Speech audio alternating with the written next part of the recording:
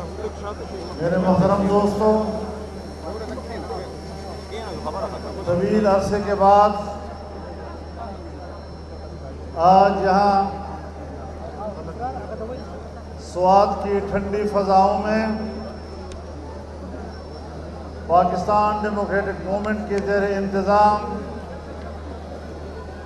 اس عوامی اجتماع کا ایک بار پھر آغاز کر دیا گیا ہے۔ میں صوبہ خیبر پختونخوا کے جوانوں کو، بزرگوں کو، ماؤں اور بہنوں کو اور بالخصوص سوات اور مالاکنڈ کے اپنے دوستوں کو سلام پیش کرتا ہوں، جنہوں نے ایک لمبے تعطل کے بعد جب پھر انہوں نے آغاز کیا تو ایک انتہائی کامیاب آغاز کے ساتھ آپ نے یہ جلسہ منعقد کیا۔ میں آپ کے جذبے کو سلام پیش کرتا ہوں۔ اس کا معنی یہ ہے کہ عوام کا جذبہ سلب نہیں ہوا، آپ اب بھی پرجوش ہیں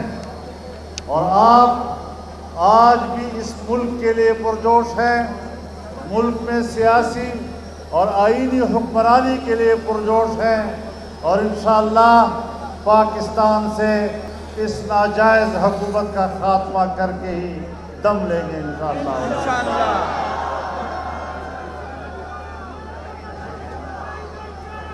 میرے محترم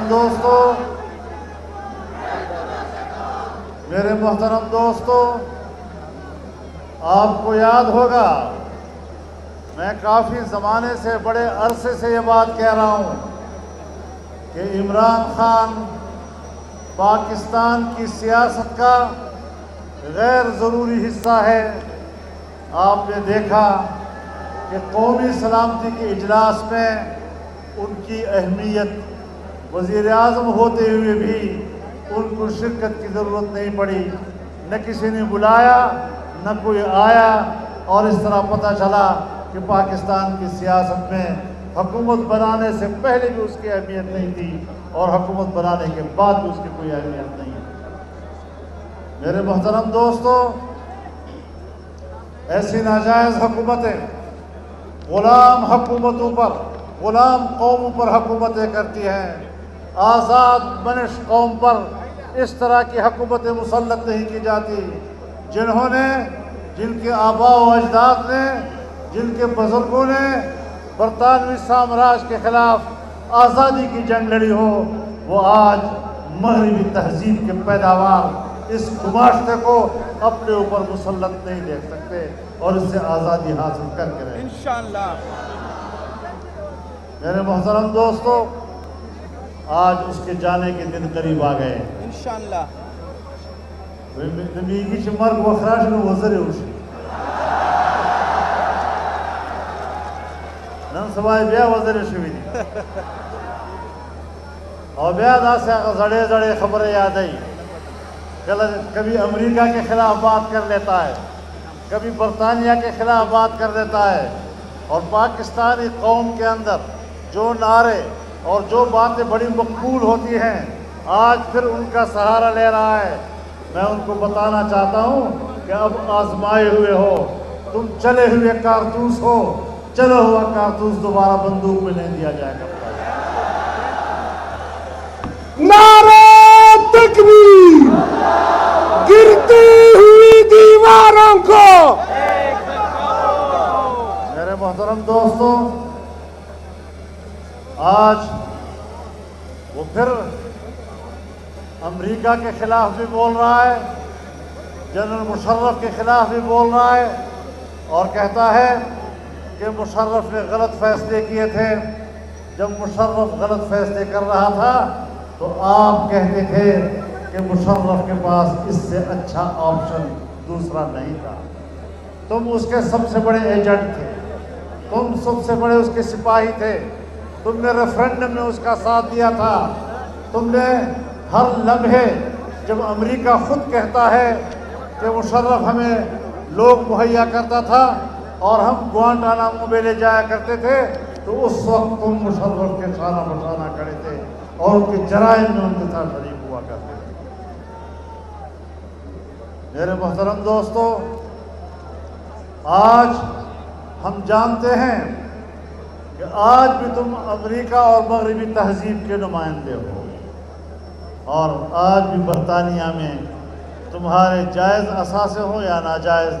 وہ آج بھی برطانیہ میں۔ میرے محترم دوستو، اب یہ باتیں نہیں چلیں گی، یہ ساری چیزیں ایک ڈرامہ ہیں۔ امریکہ کی دوستی اس کا اپنا ایک معیار ہے، امریکہ کی دوستی کا اپنا ایک معیار ہے، اور پاکستان میں اس معیار پر وہی اترتا ہے جو سی پیک منصوبے کو متنازع بناتا ہے۔ سی پیک کا اتنا بڑا عظیم الشان منصوبہ کہ جس سے پاکستان کا اقتصادی مستقبل روشن ہو رہا تھا، آپ نے اس کے معاشی مستقبل کو تاریک کیا ہے، نہ خود کچھ دیا ہے، نہ مغرب سے کچھ لیا، اور جو چائنا نے پاکستان کے اندر سرمایہ کاری کی، آپ نے اس کو بھی تباہ و برباد کر دیا۔ ایک انتہائی گہرے دوست کو آج تم نے ناراض کیا، اور آج پاکستان کی بجائے چین ایران میں جا کر وہاں سے 25 سال کے معاہدے کر رہا ہے۔ آپ کو معاہدے کی نظر، آپ کو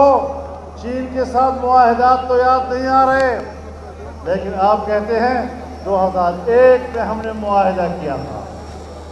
کہ ہم امریکہ کو ایئر بیسز دیں گے، ہم امریکہ کو فضائیں حوالے کریں گے، فضائی کوریڈور ہم ان کو مہیا کریں گے۔ میں آپ سے کہتا ہوں، یہ جو تم نے 1-2 دن پہلے انٹرویو دیا، ایبسلیٹلی ناؤ، ہم بالکل نہیں دیں گے اڈے۔ او عمران خان سن لو، اس نے اڈے مانگے کب ہے کہ تم انکار کر رہے ہو؟ اس نے اڈے مانگے کب ہیں؟ اس نے فضا مانگی ہے، ایئر سپیس مانگا ہے، اور ایئر سپیس تم دے چکے ہو۔ قوم کے سامنے جھوٹ مت بولا کرو، جو وہ چاہتا تھا وہ تم دے چکے ہو۔ کراچی ایئرپورٹ پر ان کے طیارے اتر چکے ہیں، وہاں سے وہ تیل بھر چکے ہیں، اور تم کہتے ہو کہ ہم ان کو پاکستان کی سرزمین نہیں دیں گے۔ تم پاکستان کی سرزمین بھی دے چکے ہو، تم پاکستان کی فضائیں بھی دے چکے ہو، لیکن اس طرح کی حماقتیں کرنا پاکستان کو ایک انتہائی مشکل مستقبل میں ڈالنے والی بات ہے۔ افغانستان میں صورتحال تبدیل ہو رہی ہے، اور وہاں پر امریکہ شکست کھا کر افغانستان سے جا رہا ہے، بلکہ تقریباً نکل چکا ہے۔ افغانستان کا 70-80% علاقہ تحریک طالبان کے ہاتھ میں دوبارہ آ چکا ہے۔ وہاں مسلسل فتوحات ان کو مل رہی ہیں، لیکن ان حالات میں بھی ہماری غلط پالیسیاں افغانستان کو ہم سے دور کر سکتی ہیں، ایران کو ہم سے دور کر سکتی ہیں، چین ہم سے دور ہو رہا ہے، انڈیا تو ہمارا ہے ہی دشمن، اور ہم ایشیا میں تنہا ہوتے چلے جا رہے ہیں، اور ہم اپنے مفادات کا بھی تحفظ نہیں کرتے۔ میرے محترم دوستو، ایسے حالات میں جبکہ مشرف کے جرائم میں آپ برابر کے شریک رہے، آج کس طرح اپنے آپ کو بری ذمہ قرار دے رہے ہو؟ تم نے امریکہ کی پالیسیوں کی تائید میں پہلے آواز بلند کی، اس کے بعد آپ نے دیکھا کہ میں کس طرح زینہ بنا کر اقتدار تک پہنچوں۔ تم نے امریکہ کے خلاف کچھ باتیں کی، تم نے یورپ کے خلاف کچھ باتیں کی، تم نے طالبان کے حق میں کچھ باتیں کی، صرف اس لیے کہ پاکستان کے عوام میں مقبول نعرے تھے۔ آپ اقتدار تک پہنچے، اور اقتدار تک پہنچنے کے بعد آپ ایک ایک بات کو توڑتے رہے، ہر بات پر یو ٹرن اور اباؤٹ ٹرن لیتے رہے۔ آج پھر جب تمہارے اقتدار کی کشتی ڈوب رہی ہے، تو پھر تم ان نعروں کو اٹھا رہے ہو تاکہ قوم مجھ پر دوبارہ اعتبار کرے۔ اب تم قابل اعتماد نہیں رہے۔ تم جتنا قوم کو دھوکہ دے سکتے تھے، جتنا نوجوان کو تم دھوکہ دے سکتے تھے، جتنا نئی نسل کو تم دھوکہ دے سکتے تھے، وہ تم دے چکے ہو۔ اب قوم تمہارے دھوکے میں آنے کے لیے تیار نہیں ہے۔ اور میں یہ بھی بتا دینا چاہتا ہوں کہ اس کی جو پشتپناہی ہو رہی ہے ہمارے اسٹیبلشمنٹ کی طرف سے، مختلف اداروں کی طرف سے، یہ ایک ناجائز حکومت کی ہو رہی ہے، غیر آئینی حکومت کی ہو رہی ہے۔ اگر اداروں کا یہ تائید اور اداروں کی یہ پشتیبانی برقرار رہی تو جس طرح یہ ناجائز حکمرانی کا مجرم ہے، اس طرح ادارے بھی اس غیر آئینی حکمرانی کی پشتیبانی کی مجرم قرار پائیں گے۔ عوام ہم جانتے ہیں ہم نے کیا کرنا ہے، ہم نے اپنا مستقبل کیسے تراشنا ہے۔ ہم نے ایک آزاد مستقبل تراشنا ہے، ایک جمہوری مستقبل، ایک معاشی مستقبل، ایک خوشحال مستقبل، ایک اسلامی مستقبل۔ ہم نے اس کی طرف آگے بڑھنا ہے، اور اس کی طرف آگے بڑھنے کے لیے آپ کی اقتدار کا خاتمہ قوم پر فرض ہوگا۔ اس ذہنیت کا خاتمہ کرنا ہوگا، اس فکر کا خاتمہ کرنا ہوگا۔ اور میں آپ کو بتا دینا چاہتا ہوں، مجھے 2013 میں کہا گیا، ایک وفد نے آ کر مجھے کہا کہ ہم نے پشتون بیلٹ کو اس لیے ان کے حوالے کیا ہے کہ پشتون بیلٹ میں مذہب کی جڑیں گہری ہیں، اور مذہب کی ان گہری جڑوں کو اکھاڑنے کے لیے ہمارے پاس اس سے بہتر آدمی نہیں تھا۔ تم نے مذہب کی جڑیں اکھاڑنے کے لیے تم یہاں آئے ہو، تم نے ہمارے علماء کو خریدنے کی کوشش کی ہے، تم نے ہمارے مساجد کو خریدنے کی کوشش کی ہے، تم نے ہمارے ائمہ کو خریدنے کی کوشش کی ہے۔ لیکن میں اپنے علماء پر فخر کرتا ہوں، اپنے ائمہ پر فخر کرتا ہوں، داڑھی پگڑی پر فخر کرتا ہوں کہ انہوں نے باوجود غربت کے، باوجود کسب کرسی کے، انہوں نے آپ کے پیسوں کو مسترد کیا، آپ کے مغرب کی امداد کو مسترد کیا، آپ کے ڈالر کو مسترد کیا۔ اور آئندہ بھی تجربہ کر لو، انشاءاللہ آپ کے یہ داؤ اب نہیں چلیں گے انشاءاللہ۔ تو میرے محترم دوستو، ہم نے آگے مستقبل کی طرف جانا ہے، ہم نے ایک آئینی مستقبل کی طرف بڑھنا ہے، اور ایسی حکومتوں کے خلاف ہم نے علم بغاوت بلند کر دی۔ کوئی سمجھتا ہے کہ بغاوت بہت خطرناک لفظ ہے، میں ڈنکی کی چوٹ کہتا ہوں کہ میں یزید کے ہاتھ پر بیعت کرنے کے لیے تیار نہیں۔ نعرہ تکبیر! نعرہ تکبیر! اور میں عالمی برادری سے بھی کہنا چاہتا ہوں، امریکہ اور یورپ سے بھی کہنا چاہتا ہوں کہ اگر آپ واقعی جمہوریت کے علمبردار اور جمہوریت کے دعوے دار ہیں تو پاکستان کی جمہوریت کی اس حقیقت کو سمجھو، اور ایسی حکومت کو سپورٹ کرنا، ایسی حکومت کی تائید کرنا، یہ آپ کے لیے بھی جائز نہیں ہے، آپ کے سلوگن کے لیے بھی جائز نہیں، آپ کے نعرے کے لیے بھی جائز نہیں۔ آپ کو یاد ہے ایک دفعہ جب یہ ٹرمپ سے مل کر آیا تھا، جب ٹرمپ سے مل کر آیا تھا تو یہاں پر یوں کھڑا ہوا اور کہنے لگا، آج مجھے اتنی خوشی ہے جیسے کہ میں ایک بار پھر ورلڈ کپ جیت کر آیا ہوں۔ آپ نے سنا ہوگا ٹرمپ سے ملاقات پہ اتنی خوشی، کبھی چین سے واپس آ کر بھی تم نے ایسا بیان دیا؟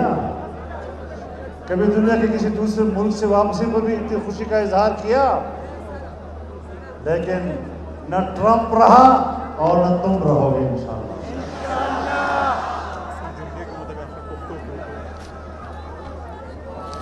نعرہ تکبیر! گو نیازی! گو سلیکٹڈ! گو نیازی! ایک ٹکے کے دو نیازی!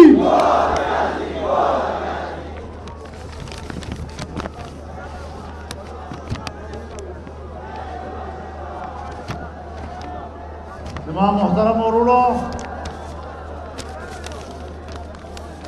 کہ پی ڈی ایم دا غلوئے جلسہ دا دے نوی تحریک آغاز دا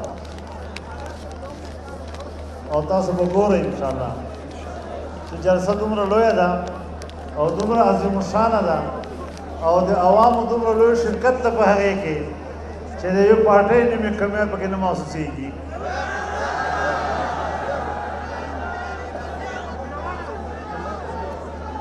عوام یہ نظریے سردی عوام افراد سره نه دي دا ګاډی روان ده کله به یو نیم سورلی ته کوزیږي هم خو بیا به ورپکې نور خلک سورېږي هم انشاءالله او دا سلسله به انشاءالله جاري وساري مونږ په نورو نارو مه غولوه مونږ انشاءالله پوه یو قوم پوه ده نوجوان پوه ده زمونږ یو نوجوان نسل د ګمراه که تا ته پته شته زمونږ یو نوجوان نسل یې ګمراه کړی دی انشاءالله هغه نسل ته هم پته ولګېده چې هغه زما 1 کروڑ نوکریانې کوم ځای وي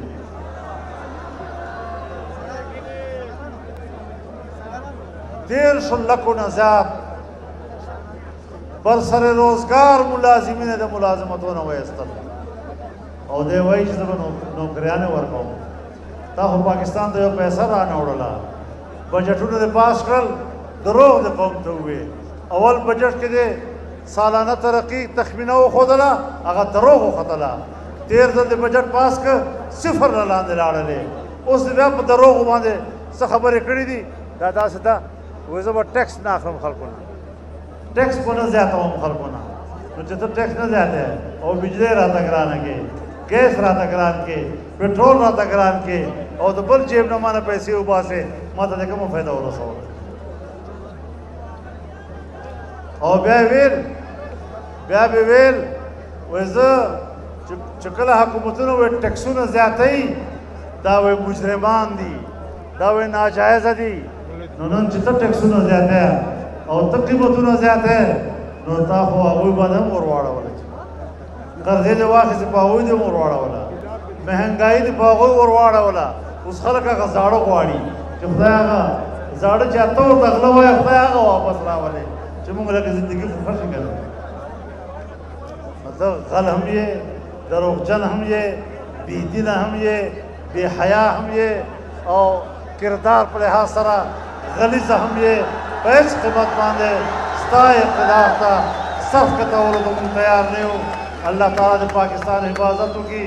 او الله دې دا وطن او دا ملک او دا قوم د دغسې ناجایزو او ناکاره خلکو نه خلاص کړي الله دې مونږ ته هدایت نصیب کړي